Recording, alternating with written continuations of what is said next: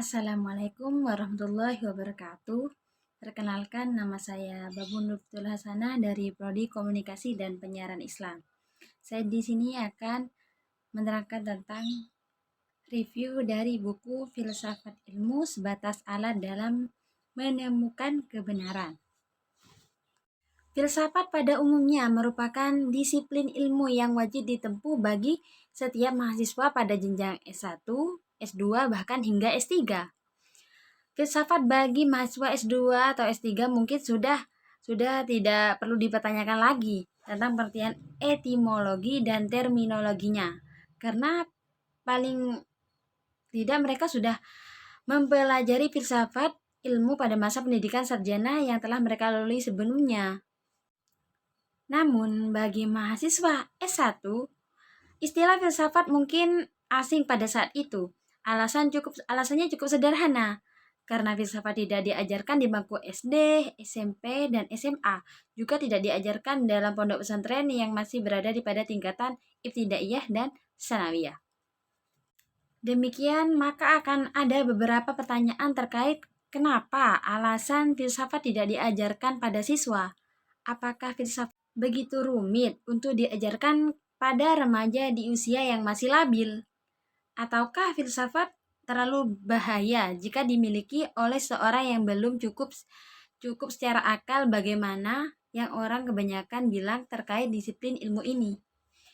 Nah, pertanyaan-pertanyaan inilah yang kerap kali muncul dalam benak mahasiswa baru pada mata kuliah filsafat ilmu dengan tatapan yang agak sinis pada dosen pengampunya.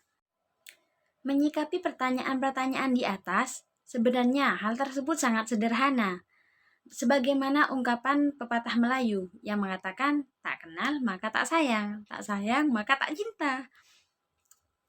Justru ketika kita amati secara seksama, filsafat adalah sebuah alat untuk berpikir. Sebagaimana dalam istilah pesantren mengatakan ilmu alat untuk dua disiplin ilmu yaitu nahwu dan shorof. Pada prakteknya, yang pasti bukan ilmu inti yang diterapkan di masyarakat.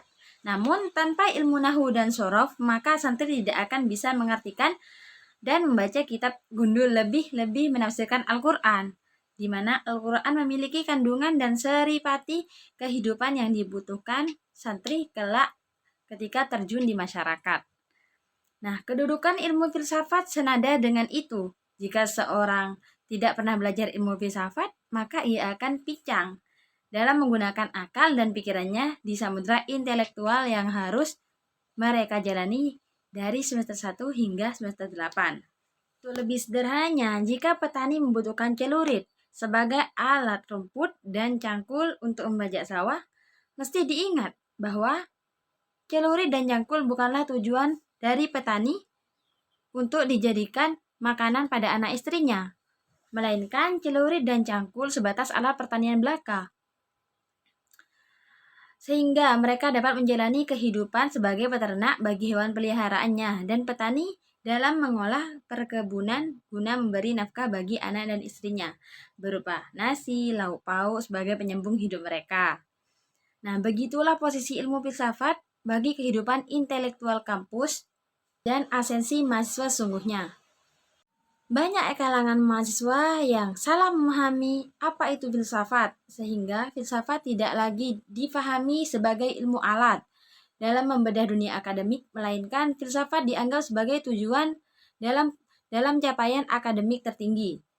Sehingga hal itulah yang sebenarnya merupakan kesalahan fatal yang sering dilakukan oleh para mahasiswa dalam memahami disiplin ilmu filsafat.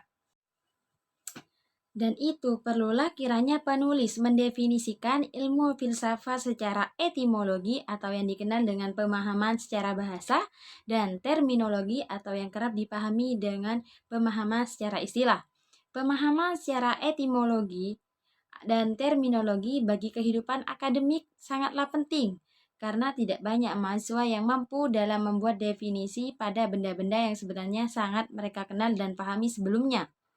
Adapun sulitnya dalam membuat definisi sebelum kita melangkah memahami filsafat secara terminologi, akan lebih baik ketika kita memahami filsafat secara etimologi terlebih dahulu. Filsafat berasal dari dua kata Yunani, yaitu Philia dan Sophia. Philia artinya cinta dan Sophia adalah kebijaksanaan.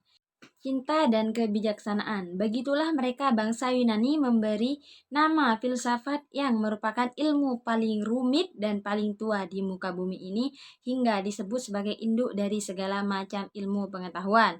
Sementara definisi filsafat secara terminologi bagaimana pendapat para ahli. Nah, yang pertama adalah menurut pendapat Pitagoras. Menurut pendapat Pitagoras, filsafat adalah cinta dan kebijaksanaan. Yang kedua, menurut Socrates, ialah filsafat adalah sesuatu peninjauan diri yang bersifat reflektif atau perenungan terhadap asas-asas kehidupan yang adil dan bahagia. Yang ketiga adalah menurut Plato. Menurut Plato, filsafat adalah ilmu yang mencoba mencapai pengetahuan tentang kebenaran yang sesungguhnya. Yang keempat adalah menurut Aristoteles.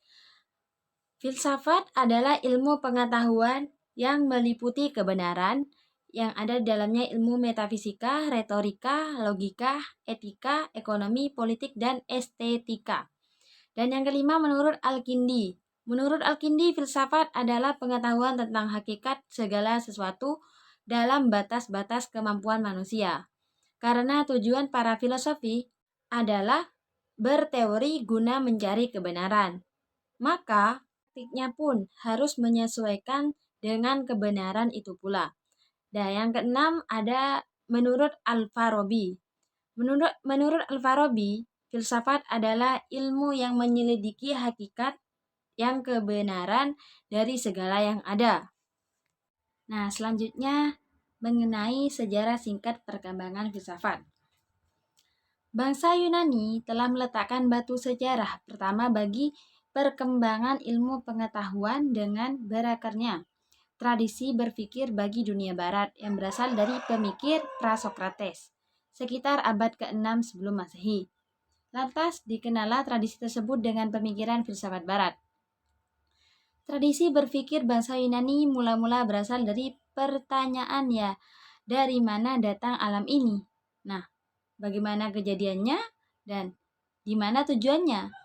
Pertanyaan semacam inilah yang selalu menjadi pertanyaan di kalangan pemikir Prasokrates sehingga tidak heran mereka kemudian disebut dengan filsafat alam karena perhatian yang begitu besar pada semesta dan seisinya. Konsep berpikir filsafat diawali oleh Thales atas ramalannya tentang terjadinya gerhana matahari pada tahun 585 sebelum Masehi. Berdasarkan catatan para astronom tentang permulaan ramalan gerhana matahari yang pernah dilakukan manusia secara ilmiah.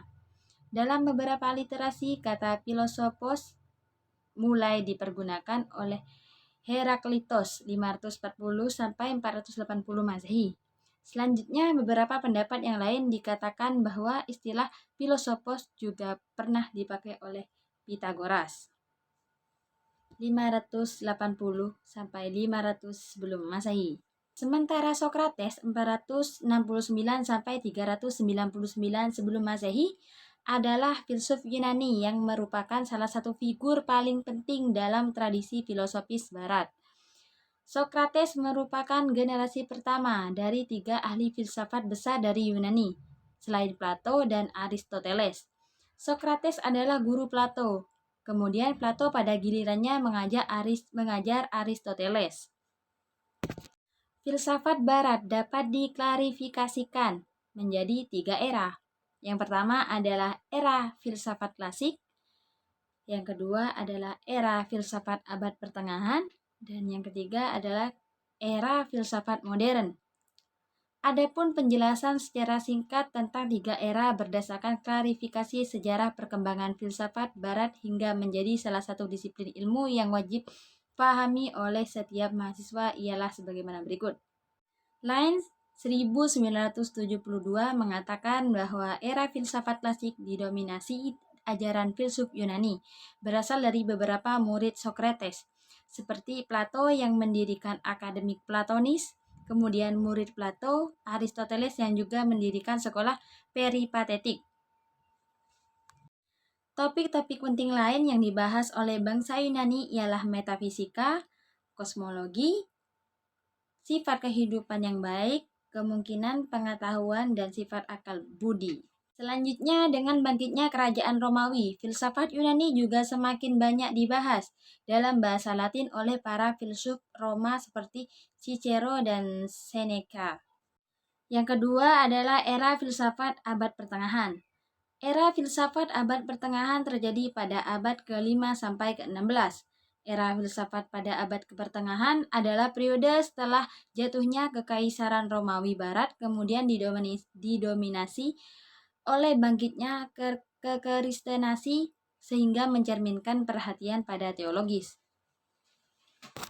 Konsepsi agama seperti keberadaan dan sifat Tuhan, iman dan akal, metafisika, dan masalah kejahatan dibahas dalam periode ini.